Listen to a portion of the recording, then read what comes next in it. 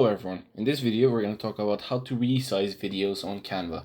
So first of all, we're going to go into canva.com, log in, and then we're going to go straight to video.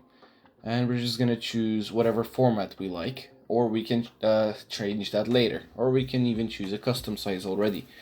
Alright, I'm just going to choose landscape, and then I'm going to upload our video. So for example, I'm just going to choose this one. So once we have our video picked up, we're going to right click it, set video as background, and then we're going to go in the top left corner into resize.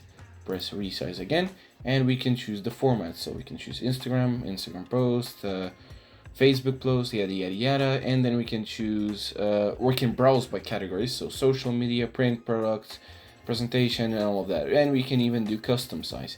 I'm just going to choose a Facebook post. And then if we have Canva Pro, we can resize it and we can export it in that layout. Anyways, that's pretty much it. Thanks for watching. Make sure to leave a like, share, and subscribe, and see you in the next one. Goodbye.